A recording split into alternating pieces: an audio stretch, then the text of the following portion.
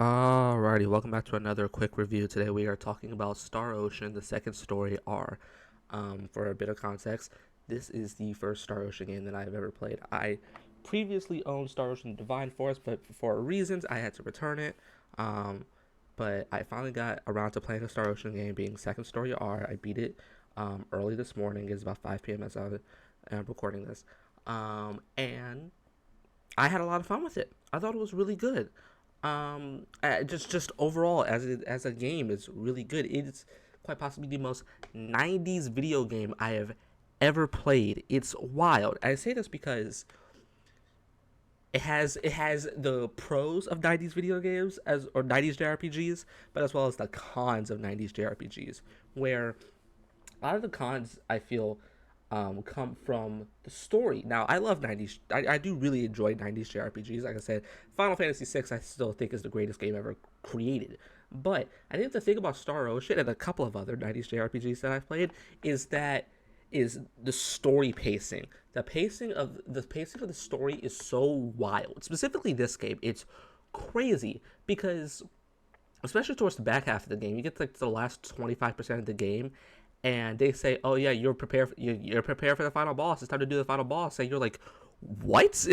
There's been like a noticeable lack of build up toward like the final, the major villain organization and whatnot have been on screen for literally 10 minutes before that. Um, they're not at they don't appear at any point during the first like 65% of that game, and then the these some of the plot of the first 60 to 65% that game, that goal is thrown out halfway through. Not to say that I don't like the story overall, because I think the story actually is pretty good overall. It's just weird. It's just a combination of weird decisions as well as build up and that pacing that kind of make it weird for me. Also, I wouldn't say this, even though I really enjoyed the story, I wouldn't say it's the greatest story ever made. It's definitely not bad. It's a story that you can just sit down and enjoy, um, with some emotional moments, some high highs, but also some minor lows.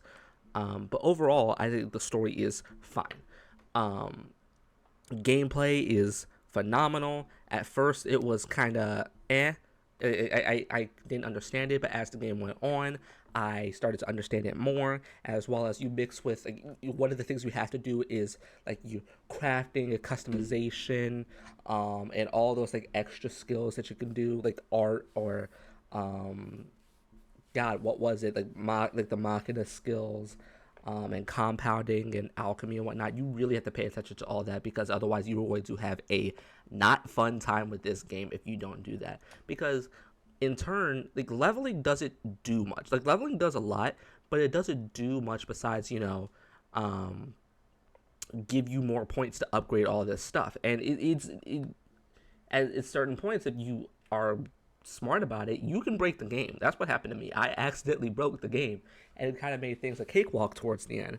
Um, but it's a really good. It's an infuriating system. Don't get it twisted. It's an infuriating system, but I think it's one of my favorite. Like it's especially like the customization system as well. It's one of my personal favorite customization and crafting systems in any video game. It's so good. It is really. It's like there's a lot of depth to it, and I absolutely adored and loved playing around with it, even if it was mad infuriating at times trying to get a certain weapon that I couldn't get, and guides online telling me absolutely nothing about this weapon, right? And yeah, it was wild.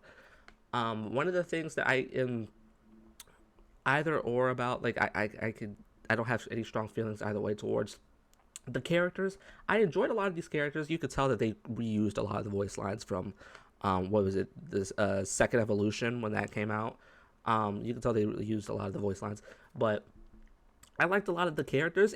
At times they made a very stupid decisions, but I do enjoy a lot of the characters. um, I will say that because there's a lot of characters, as well as characters either being locked off to each route, or like there's Leon for Claude's route and DS for Reina's route. I play Claude's route. um or the fact that you can get some character. If you get one character, you're automatically locked out from getting another character.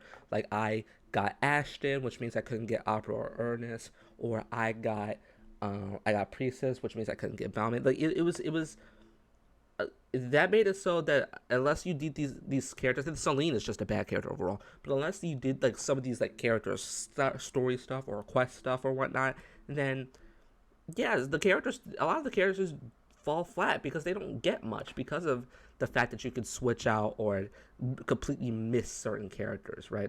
They don't do much, which I mean, yeah, it's like the Final Fantasy VI effect for me, but it's not a deal breaker.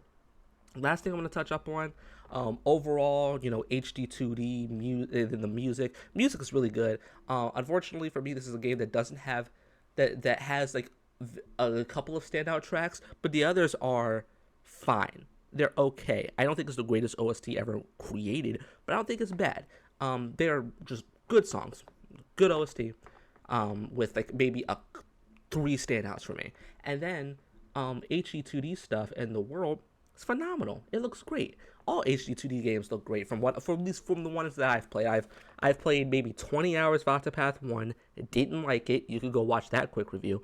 I've played a bit of Octopath 2, and I stopped playing it just because I really enjoyed it, but I stopped playing it just because I didn't have the time. And I played a bit of Live Alive because some other stuff came up. But as usual with HD2D games, this game looks phenomenal. It's beautiful. It combines 3D with 2D so well, and I absolutely love it. But yeah, overall, I think Star Ocean Second Story Yard. Once again, I've said this so many times at this point on these quick reviews. The highs outweigh the lows, and I think this game has really high highs. And I would give it a 9 out of 10. I would gladly play it again.